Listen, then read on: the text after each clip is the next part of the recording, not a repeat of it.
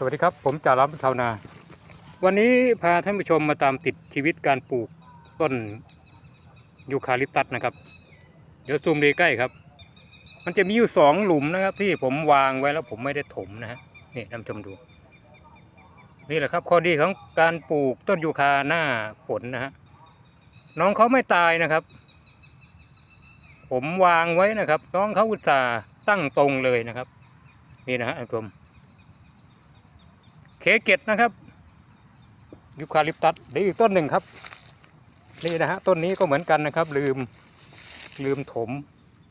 นะครับเอาวางแนวไว้นะก็ลืมถมมาวันนี้ก็1 เดือนเลยครับ1 เดือนเต็มไม่ตายนะครับมีอีกหน่อหนึ่งแซงขึ้นมาเฉยเลยเยี่ยมมากเลยไม่ยอมตายสวยด้วยงามด้วยนำมาฝากยูคาลิปตัส